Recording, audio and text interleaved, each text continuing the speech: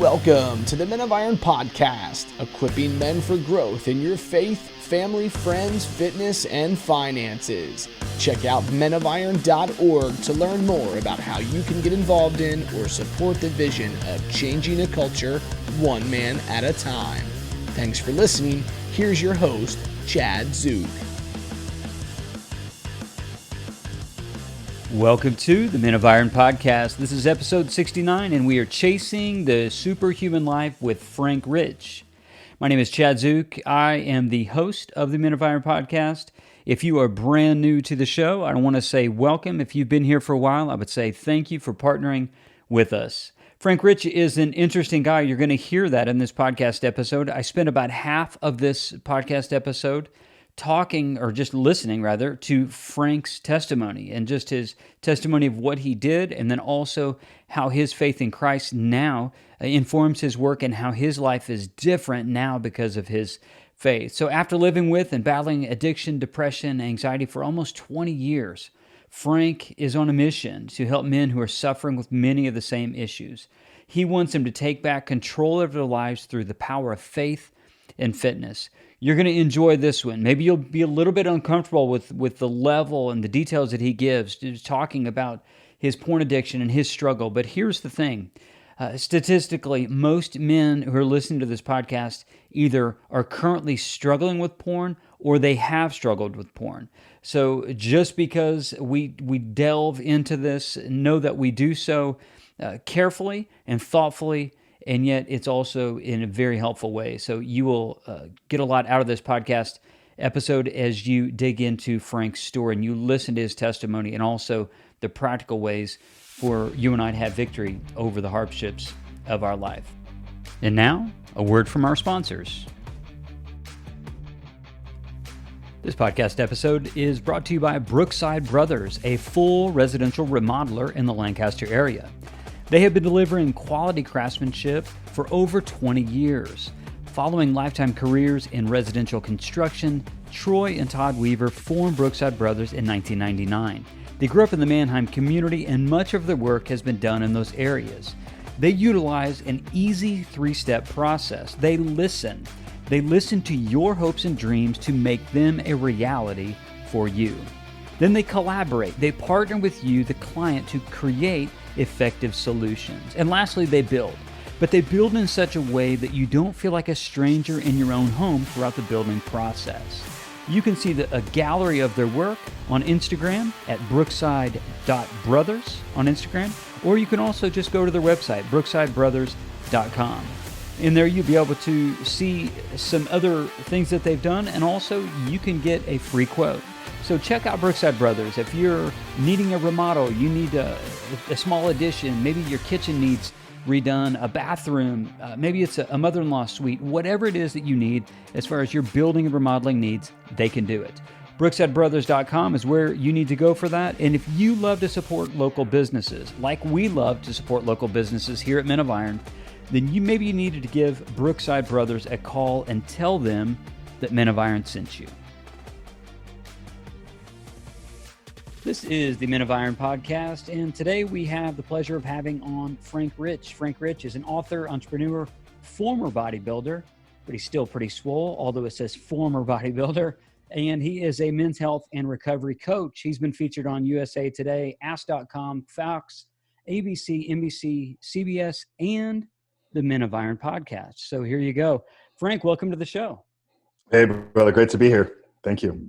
Yeah, I'm so grateful to be connected with you. You and I connected through a mutual friend, Josh Kachatourian, and Josh and I recorded a little while back, and we drummed up a great conversation that led us to have a conversation, and then a follow-up conversation that we recorded, and you can actually listen to that on Frank's podcast, actually, and that is episode 71 of The Superhuman Life, and that is titled Becoming a New Kind of Man. So I had the pleasure of being on Frank's show, and I reciprocate that. Frank has some great things to say to us today. So let us know some things about you, Frank, who you are. I've just given, the 30,000-foot view of your life, but there's so many more components to it. Who are you and what makes you tick? Yeah, wow. I mean, in addition to that intro, which I guess it should be former competitive bodybuilder, because I wrote an article, actually got published. Maybe I published it on my own site. I don't remember, but it was "Are you a bodybuilder?" And I really tried to shift the paradigm of how people view bodybuilding. Like I looked at somebody, and I still probably do to this day, as a bodybuilder, somebody that utilizes training of any aspect, whether it's resistance training, hypertrophy, muscle building, which has kind of been my area of expertise and specialty for the last decade plus, as a way to change and alter your physique. But even I think with some of the things that we talked about in our conversation, the reading and how are you evolving and growing mentally. You could probably even look at that as a way of bodybuilding as well. Like if you're utilizing this thing to further grow and evolve, like you're just not stuck and stagnant in the same place. So yeah, I mean, born and raised in Tampa, Florida, been an entrepreneur really since I understood the concept of money, going back to the elementary school bus. I can remember having my mom take me to the grocery store and buying, boxes of candy bars and selling them on the back of the bus for, a quarter a piece, 5 for $1 type of thing. Really quickly understood that, how to create value, how to make your own money. Started a small little landscaping business when I was 12, 13 years old, literally pushed my dad's lower and weed eater around the neighborhood, just knocking on people's doors. This is prior to kind of the landscaping industry, which I don't know how it is up in Georgia, but down here in Tampa, Florida, the landscaping industry is it's a multi, $1 million. I have friends that run, 7-figure businesses cutting people's grass. So I was doing this when I was 12, 13 years old, not making that kind of money, but, I think maybe why that's important. It's I've always just been driven. I've always been driven to succeed, to create value, to create, meaningful things for other people. So with all that, the entrepreneurship, the bodybuilding, the self-development, personal growth. I mean, I don't know if this video will go out, but people looking behind can see that, I'm a student of knowledge, a student of information. I've been, in the self-development, personal growth space since I was 20, 21 years old. Just always have been fascinated with learning, growing, evolving, and then applying. So that's all kind of like the good kind of shiny stuff. Like, what do you tell people when they first meet you? You kind of give them the highlight reel of successes. While all that was going on, I struggled with addiction, for 20 plus years. I think what we'll talk a lot about today is my struggles and issue with pornography, because that's the work that I'm doing today. But addiction was something that was deeply rooted in my family. So growing up, I saw my dad struggle with alcohol. I saw my dad struggle with other substances. I saw other men in my family struggle with alcohol, depression, and even suicide. So from a very young age, I began to kind of create this identity about myself that there was something broken. There was something different from what I saw, maybe, saw it through television or saw it through other people that I personified as like successful or happy family or whatever. And then I saw myself and I saw the environment that I was growing up in. And I just didn't really understand what makes them different. Like, why am I broken? Why are we over here a little bit overweight, unhappy? Why does our family have these addiction issues? So, my issues with drugs, alcohol, and all that stuff, really started to kind of manifest in high school. Went through a short little, or I went through a break in my family. My parents, they were amazing. Like I love them both to this day, and I don't want anything I say to come across like I'm anti my parents or I hold anything against them. But they had their own issues, individually and together. And that created somewhat of a toxic environment in our home. So there wasn't a lot of love. There wasn't a lot of, just sharing of love in the home. So at 15, when they split, it was kind of my opportunity to kind of throw two fingers up at them and say, I'm going to go do this kind of on my own. So from a very young age, 15, 16 years old, kind of started taking care of myself. And that led me kind of down a very destructive path. Bringing it back to probably really where you want to focus on today. My introduction to porn was like most young men, at a very young and an unprepared age. So probably 6 or 7 is when I was first exposed to it. I'm 37 for people out there that are listening, to kind of provide some context. This is pre-internet, pre-streaming pornography that we have today. So it was, your typical kind of hustler magazine. But I just became fascinated with it, right from the first time seeing it, which most young boys do. You don't understand it. Something feels different when you look at it. And I think without maybe that right type of household where I felt comfortable to talk about things that I was uncomfortable with, I just bottled it all up inside and carried that with me, all the way through high school and into my 20s.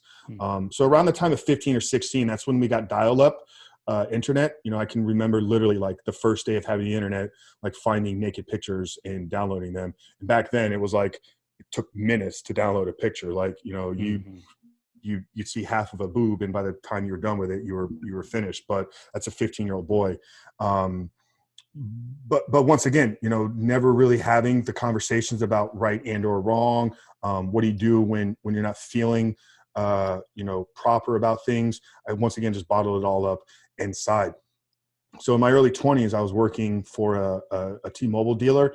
So I was one of the first people to have a BlackBerry device. And at this time, it now gave me streaming internet, in my pocket 24 hours a day, 7 days a week. And that's really when I would probably say my true addiction with pornography started, around 21 or 22. At that point, obviously all the sites were up on, on your laptop and whatnot. But I began very early knowing I had a problem. I mean, in my early 20s, like I knew I had an issue with it. Like there was no reason I would leave social environments, go into public bathrooms to look at porn and masturbate. I wasn't really aware of the real effects that was having on me. I just thought that, maybe I'm just more sexually, like I have a higher sex drive than other people. And that's why I need this. These were kind of the conversation I was having. Sure, the rationale that we give trying to rationalize it myself. And then in my, mid to late 20s, I'd say it probably started to manifest more of a problem in relationships. So I was dating a girl, I remember in my mid 20s, that she would go look up my history, like on my computer, and it just caused massive fights. Like, why are you looking at this? It's cheating, this and that. And once again, my rational brain is like, it's not cheating. It's just pictures, you're crazy. Forget this, forget that. Obviously I understand it more now than I ever did back then. But that led me to actually get a private computer, so I would never have to deal with that problem again. So this will come back later on in the story. But I think, through my 20s and early 30s, with all the accomplishments, competitive bodybuilding, having success in the corporate world, I started doing sales training and leadership coaching in my early 20s. Just once again, kind of setting the tone for a lot of the things that I'm doing today. Like those lessons were being taught to me at a very, very young age. So I was succeeding in one part of my life, financially, corporate, socially, bodybuilding. Like I had this ideal that I was projecting out into the world. And on the same time, I'm kind of fighting all these internal battles, struggling with drugs, alcohol, and pornography, really at a deep, dark level. When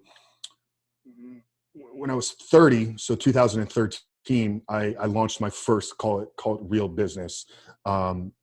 So this was 2013. It was a company called Ticket Builder.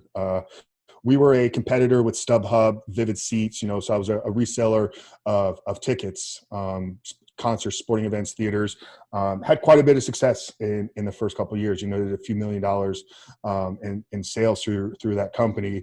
This created a problem though, because this was my first time, being kind of an at-home work for yourself entrepreneur, which basically gave me unlimited free time. So, my days would be a couple hours of work and, 8 to 10 hours of consuming porn. All at the same time, like I said, I'm doing the bodybuilding, competing, very, very active socially. So I was really, kind of living these two opposing lives.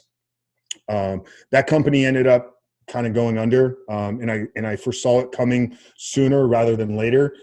So in late 2016, I hired a business coach. I was ready to kind of take my expertise of fitness, You know, I'd been at that point competing for a decade, had quite a bit of success, had done some personal training, had some client wins, but I wanted to scale it to a bigger audience. So I hired a business coach to help me take it online, you know, like build an online fitness business for lack of a better word.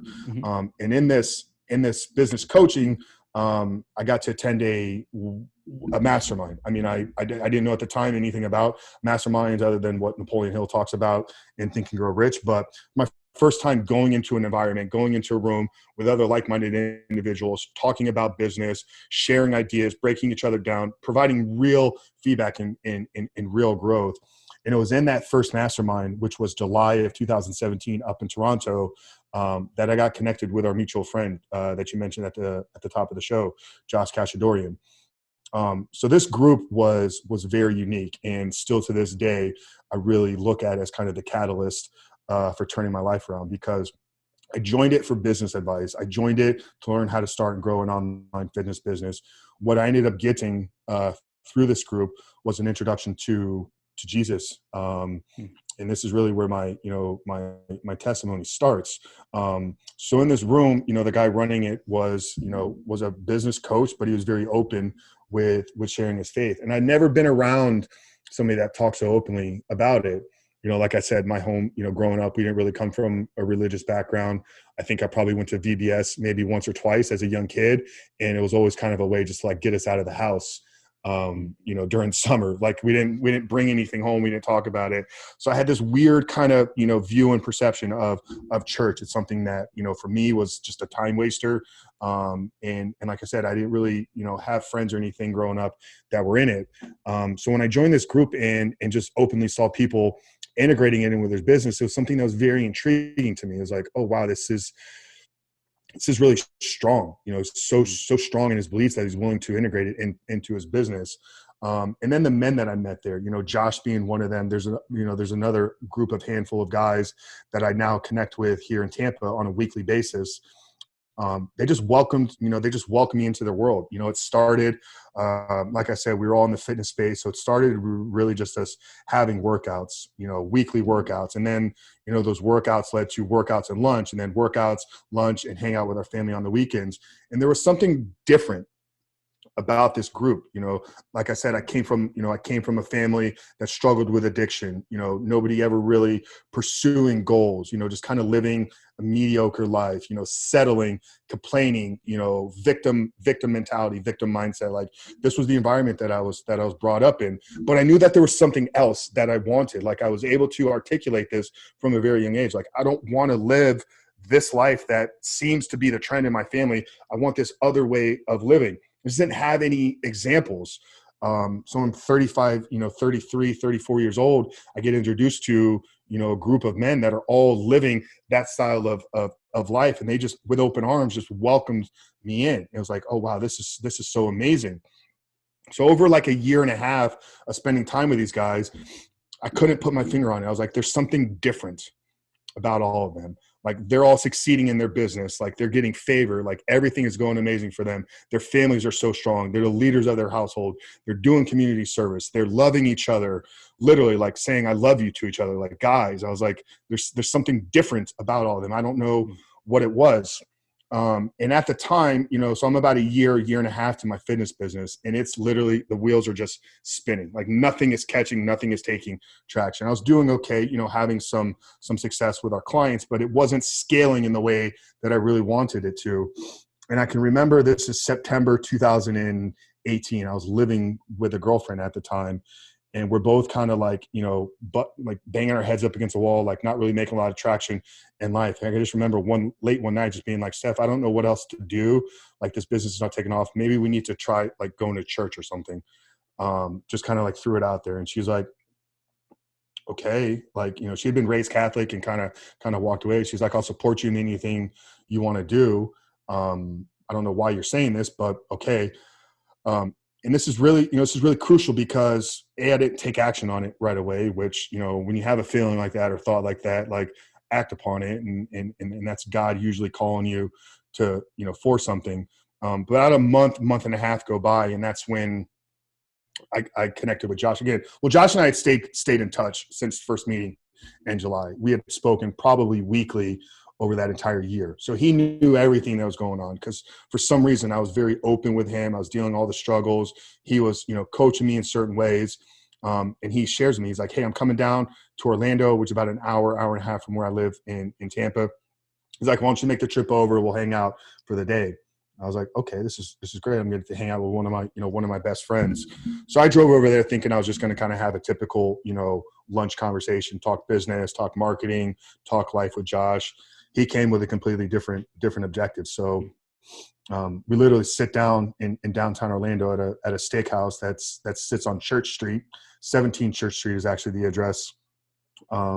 We sit down at our booth, and he's like, can I ask you something? And I was like, he's like, sure. He's like, hey, what's your relationship with your father?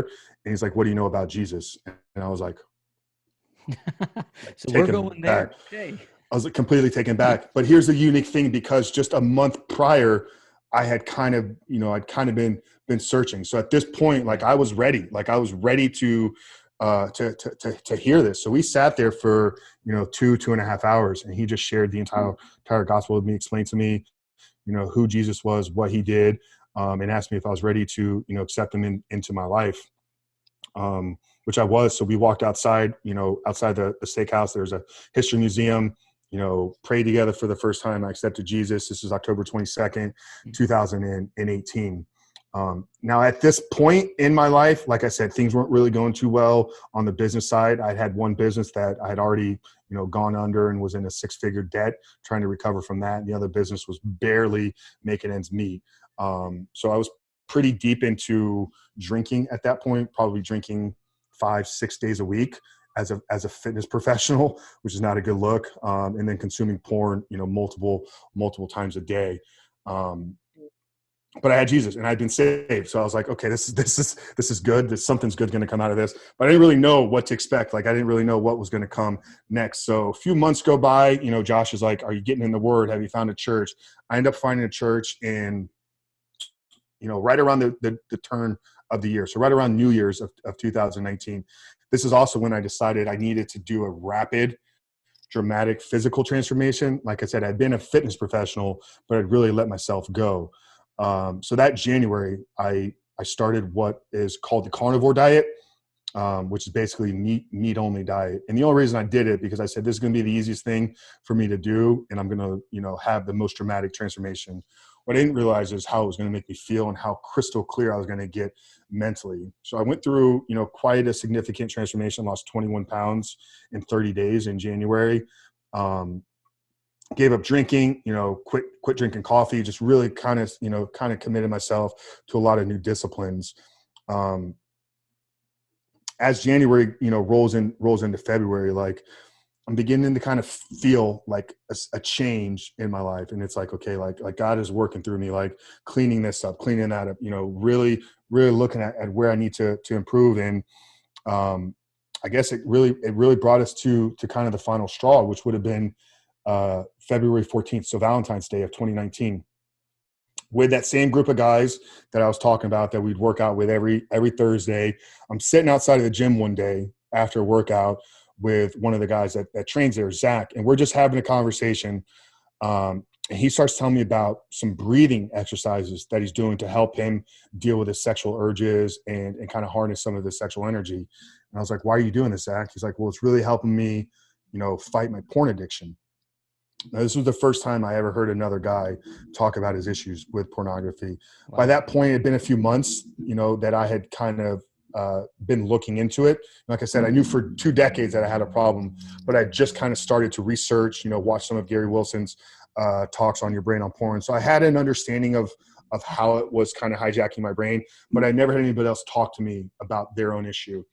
And it was something really powerful, because by him openly talking about his struggles, it's like this massive weight kind of lifted off my chest, where now I felt freedom to talk about what I'd been going through. And I made a vow.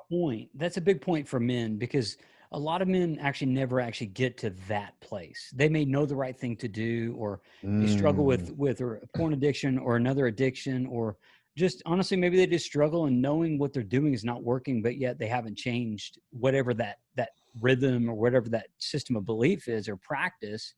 And I think that's a very common thing for guys. And unfortunately, not every guy has that opportunity to where they go beyond, oh, I know the right thing to do, to actually having the weight come off, to have the freedom to talk about it. And especially something as sensitive as porn addiction. I think that's probably the most sensitive thing that a guy can really talk about with another guy. And yet every single guy who's listening to this has had some exposure to porn. They're either currently addicted or they've had porn exposure. I think, I'm not positive, but I think the statistic now of that the earliest porn exposure, I think, is at 5 years old, I think, if I'm correct.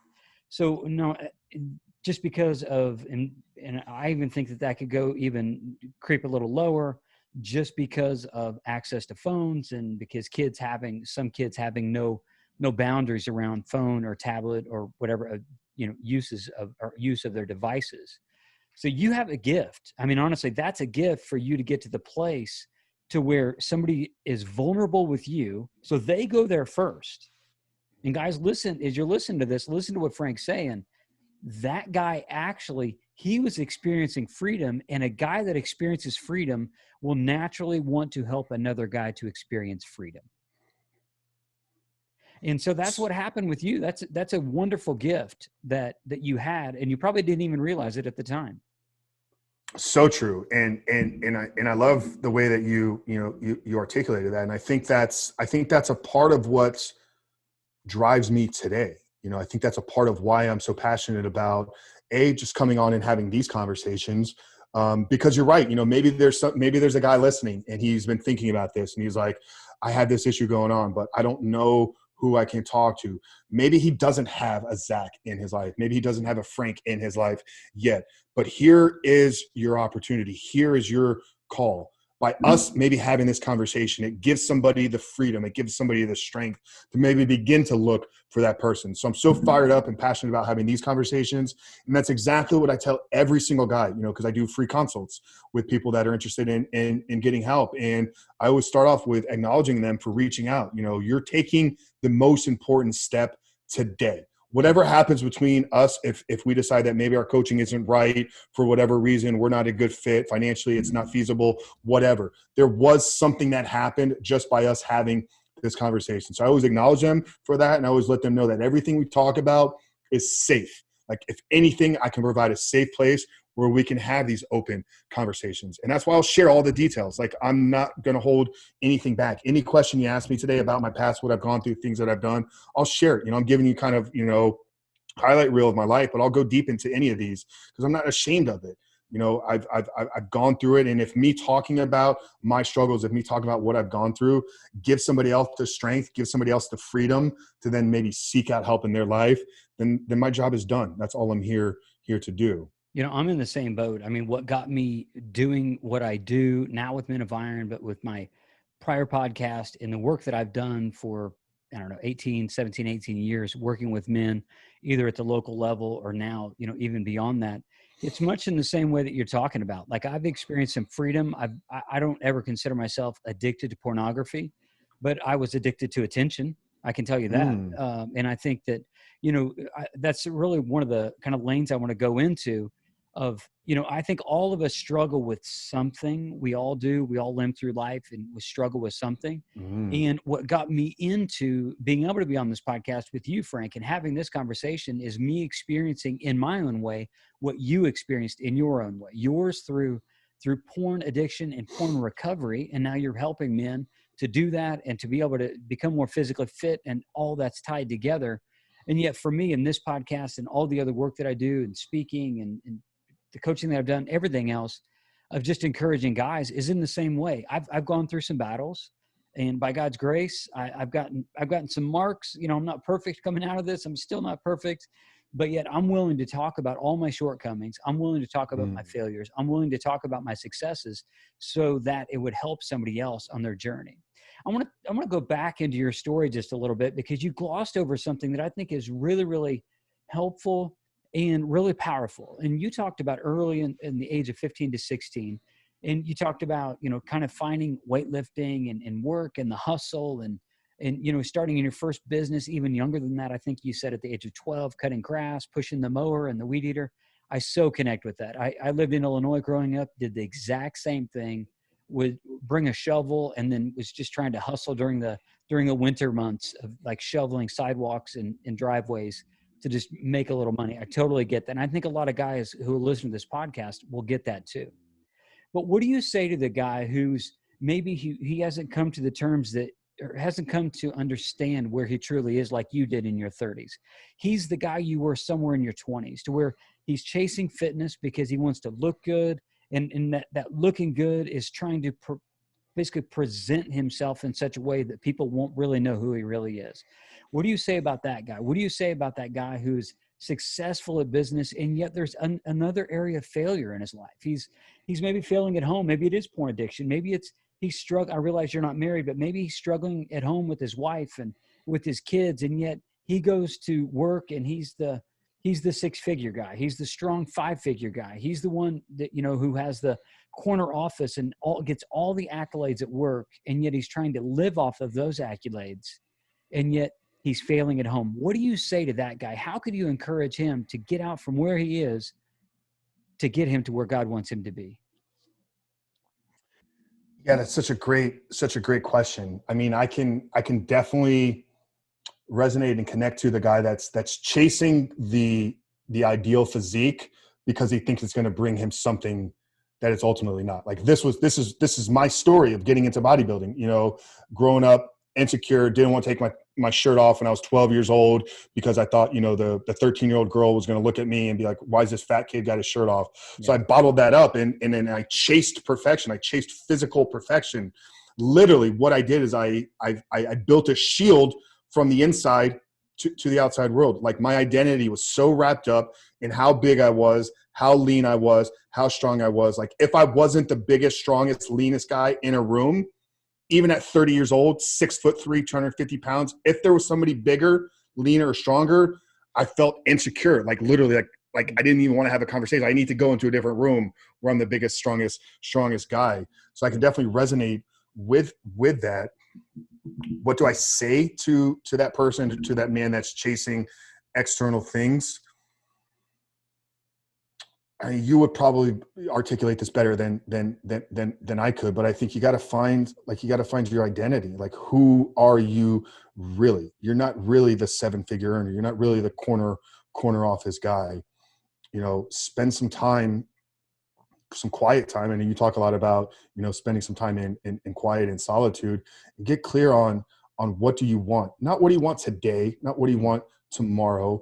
What do you want the story of your life? What do you want people to say when you're gone? Like imagine your funeral. Like what are conversations that people are having about you? Nobody cares about the car that you drove. Wow. Nobody cares about the office that you're sitting in. Nobody cares about how many bodybuilding trophies that you won. They care about how you made them feel. They care about, your children are going to remember, the memories of trips and vacations and how dad was present, while I was trying to ride my bike. Not dad, bought me the most expensive bike. Dad was there when I was trying to learn. Dad picked me up when I fell. So I think if anything, try to, and this can be hard because to think about the end of your life is scary. Mm-hmm. But I think if you could envision like what are the conversations you want people to have when you're gone? And then once you have that, if you're not living in alignment with that, then it's time to start doing some work. Maybe it's time to start cutting back on some things.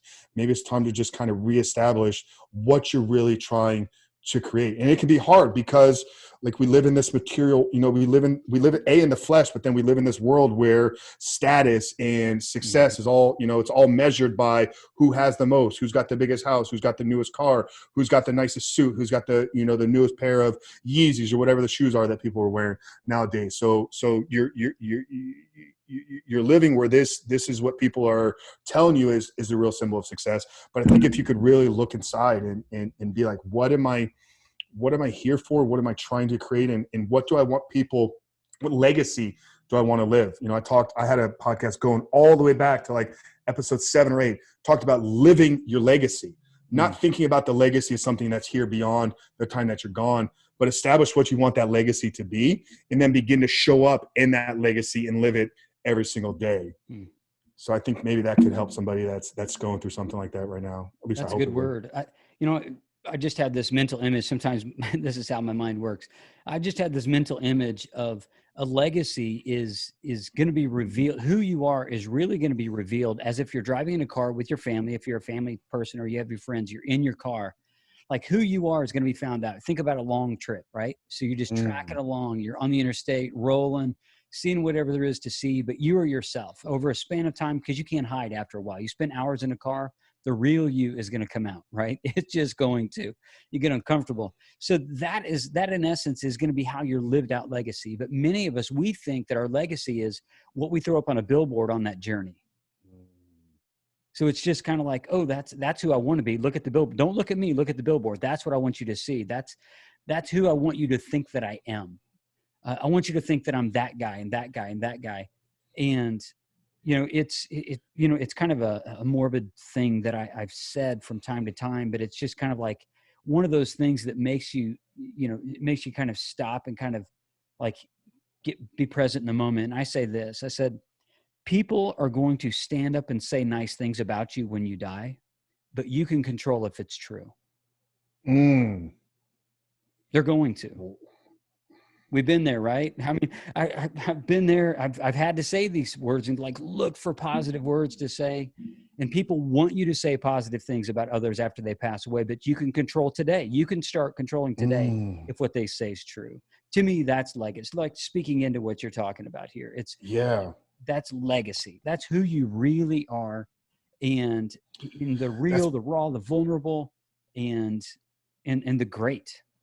That's powerful. And not only can you control whether or not if it's true by what you do today, but how many people are going to say nice things about you. Your family is going to be there. Your mom, dad, brother, sister, like if they're still around, like, yeah, they're going to, your cousins, uncles, friends, close people that you spent time with. But one of the things that I can remember, Gary Vee talking about from, I don't follow a lot of Gary anymore, but he was somebody I definitely followed, coming up in the entrepreneurship space, is he measures his success by how many people are at his funeral. How many people's lives has he touched? You and I are so fortunate and blessed to, to have our shows and have everything we're creating to where we can, reach thousands, hundreds and millions, hundreds of thousands and millions of people through all the work that we're doing. So knowing that impact is around the world globally. But, even if you're just somebody that's working in the corner office, like what impact are you having in the community? What impact are you having at church? What impact are you having in your kids' schools and at that? So I think that's powerful, super powerful. Yeah. And, with us being so wired, right? We're such a wired community, and you and the online fitness space and coaching and helping men through, porn recovery or recovering from porn addiction, like doing all these things. I think that there's also this persona that we could easily have digitally that's not true of who we really are. So I think there, in what you're talking about, is doing the work in the community. And I think, this is one of the, I think, a key elements to becoming a great man. I mean, you can become a man just by growing in your maleness, right? You have male genitalia. You're going to be a man through puberty. But what we do today can determine if we're a good man or if we're good at being a man. And I think that the way to becoming a good man is through service to others. This is what Jesus talked about when there was some squabbling over who could be great and who would be able to sit at the right hand of God, and saying, oh, who could have the prime seats next to you in eternity. And in that passage, it was Jesus says, those who want to become great, basically paraphrase, must learn to serve. So I think that there's a deep-seated call of every man that wants to become great. They really do. And I think that we can become so enamored with who we're trying to be by throwing up the billboard to say, I'm great because, instead of the identity piece that we talked about, and also service out of identity. Because that, I believe, and again, I realize it's my show and you're my guest, but I'm kind of like still in the show here. But to me, that's really what it means to be a great man. What would you add to that, Frank? I mean, not a whole lot that you haven't already said. I mean, I can speak, personally about what it feels like to kind of live that parallel, life. I talked about it, just in my 20s and 30s, having success, corporate world and with bodybuilding.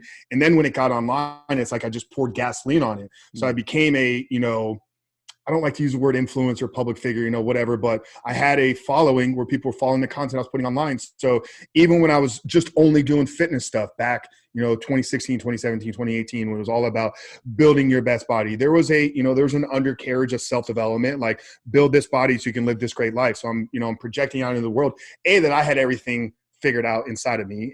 And, like I've shared that I don't. And so to this day, there's things that I struggle with, but I had this struggle daily where projecting, through social media, like this perfect physique, this perfect life, like all the answers, no real issues. And it literally broke me. Like it broke me to the point where I look in the mirror and it's like, you are a fraud. You are an absolute fraud to the world because you're hiding your addiction to pornography. You're hiding your drinking. You're hiding all these issues that are going on in your life. Like I literally had to share that just to get free from it. So I don't know if I could add anything to what's already been said other than I've experienced what that feels like and crumbling underneath it. One of the things when I was doing some research for the show, I ran across something on your page, one of your 2 pages, which we'll link in the show notes. But I was looking at it and you had a mention there about being fully integrated. And it was just, you're not prepped for this. We're real and raw right now, but I'm just going to put this out there. What does it take to become fully integrated?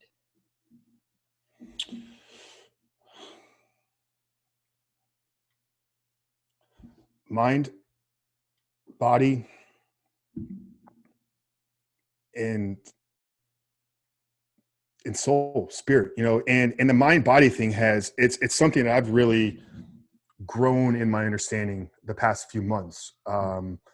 So, shameless plug here. I got to interview Dr. Caroline Leaf on my podcast, a few months ago, and her work, Congrats on her that. work for the, She's thank you. Her work for the last 30 years has really been centered around this, this mind body connection, mind brain body connection.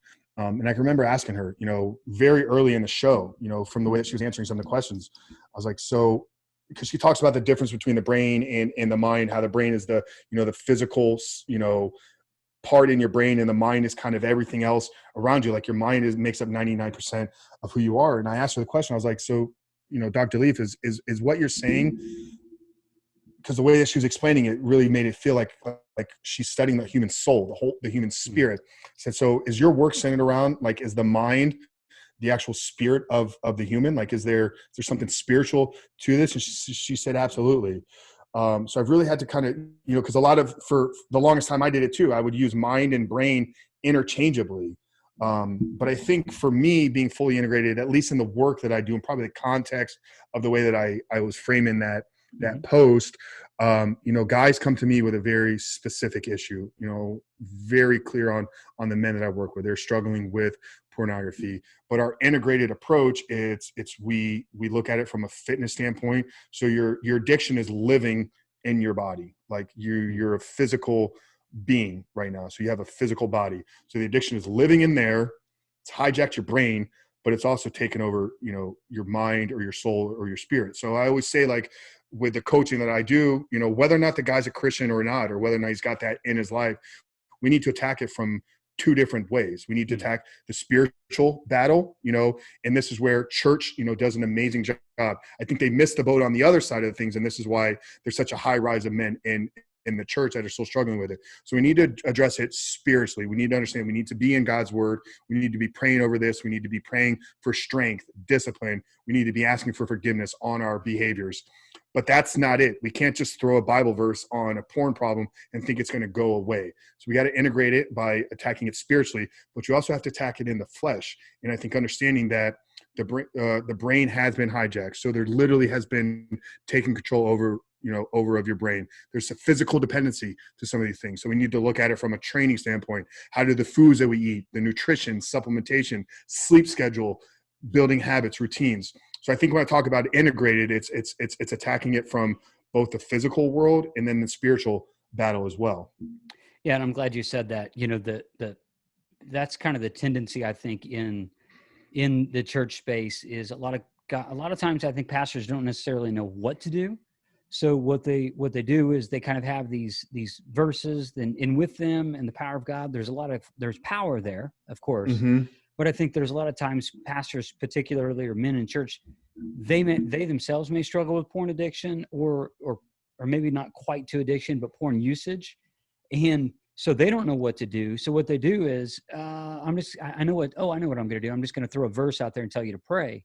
So and while that's important, I'm so thankful of other, other even more secular books out there, like Atomic Habits, James Clear, or The Power of Habit, Charles Duhigg, or a book that I'm reading right now called The Willpower Instinct by Kelly McGonigal. It's so interesting when you kind of map this out in the habitual way, in the physical habitual way, and the spiritual, because it is a spiritual problem. And obviously there's a spiritual component, because there's a stronghold that needs to be broken, that keeps people captive. But also we have, if somebody's caught in any sort of unhealthy pattern, they have lived their life and they've habituated themselves around that stronghold. So to be fully integrated in that way, I love the element of recovery there, and you just being honest to say that it isn't some pithy, hey, just say this verse whenever you think these thoughts. Instead, it's like, hey, let's look at this nutritionally, relationally, physically. Let's look at your location. Let's look at your fitness level. Are you sleeping at night? Because we know even in the power of sleep patterns, so many times sleep patterns themselves can determine our effectiveness in life. Because, and we all know this even anecdotally, right? We don't need some scientists to tell us this. Are you the best version of yourself at 10:30 at night? Most guys are not the best person. They're not the best version of themselves because they get tired, especially if you're an early riser like I am. So at 10:30, you're not getting the best version of me. I realize there's some guy, 1 out of 10, he's like, man, I come to life at night. All right, you're the anomaly. You are, and I'll give you props on that, but most guys don't. And I think it just speaks into what you're talking about. To be fully integrated it takes more than just read a Bible verse and then, let's just move on. That there's a lot of other things that need to happen for a man to really live free from porn addiction or any Absolutely. addiction. Yeah. No.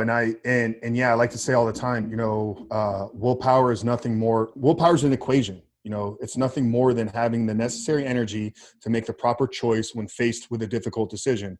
And just like you said, 10:30 at night, low on energy, tired, weak, you're just exhausted from the day. That's when your willpower tends to slip. So if you understand that formula, how it works and how we can use nutrition and some of the other tools that we have, but how to hack your sleep so you're not as tired late into the evening. And just to add on top of that, like just kind of praying for things to kind of go away. Yeah, I know, God can always work miracles and he does, but everybody's experienced like the need to lose weight or go through a physical transformation. You don't just pray that you're going to wake up tomorrow skinny. No, you maybe pray for strength, discipline, maybe pray that the right person comes into your life to coach you through this process. But then you still got to show up every day and build the habits. You got to show up and go do your gym sessions and then control and have willpower and discipline with your food. So, that's why, I look at, the coaching and training just in the same component. Like we got to help you build the proper habits. And you reference some great books there as well. So, It's an interesting thing when you start talking about coaching, because coaching is an important element to help somebody in this situation, whether it's porn addiction, fitness, really coaching, business, executive coaching, whatever type of coaching. There's, life coaches, spiritual coaches. Now in the day and age we live, there's coaches for everything. But it's a really interesting thing that you kind of mentioned though, because to some degree, and say it's a fitness issue, and maybe somebody is obese or they're just not fit. They just don't have the willpower themselves to work out, but yet they know they need to. So they've at least taken the first step to maybe call a coach or to look upon a coach. There's a really kind of neat thing that can happen to where maybe you don't have all the willpower to do it by yourself, i.e. you hired a coach, nothing wrong with that. And yet you operate off of that accountability, that embedded accountability with the coach. So you don't have the willpower, but the more that you do it, that's the key to willpower. The more you actually do the thing you're wanting to do, the more your willpower grows. And then the more in that you grow, the less you need the coach. It's just a really cool dynamic that I've seen over and over and over. And maybe you touch in, with the coach every once in a while or something like that, but the need just changes. And that there's almost like a flywheel type of thing that happens to where the willpower then starts to take off. And they, instead of identifying as somebody who is is out of shape or struggles with pornography or who's going to be, financially broke, for the rest of their life. I'm always going to be poor. Instead, the flywheel turns that willpower to where then it becomes momentum, and then they start believing things about themselves. No, I'm a person that can live free from porn addiction. I'm a person who is worthy of having wealth. I'm a person who's worthy of having good self-esteem. I'm a person that's worthy of having, a good sleep pattern, whatever the thing may be.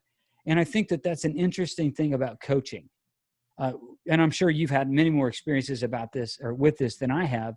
And so as we wind down the show, and I want to give you an opportunity also to pitch the coaching that you do, like where people can find you, but also just speak into that dynamic about the value of coaching and that it's not a shame thing at all to get a coach. I think it's a great thing when somebody reaches out to get a coach, because that could put them on the pathway to where they want to be.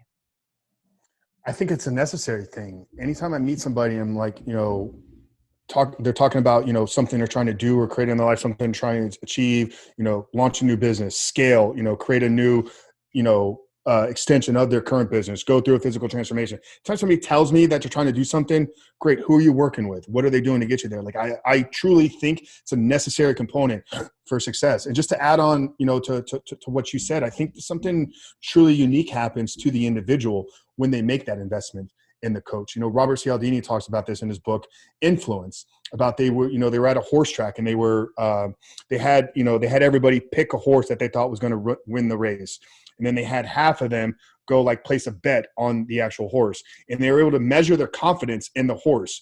And the people that put a bet, that didn't just pick the horse, but actually put a bet down and put their own money on the line, had more confidence in their own horse to win that race. Like, there's something about our belief in ourselves when we invest in ourselves. The Bible tells you somewhere in Matthew, you could probably, give the exact scripture better than I can, but where your treasures go, your heart will follow. Yeah. And a lot of times I think churches use that as like a way to get tithing and stuff into the community. But you can look at it from your treasures investing into yourself, your heart will follow in that belief of, can I actually do this? So I think if you've tried before on your own, struggle.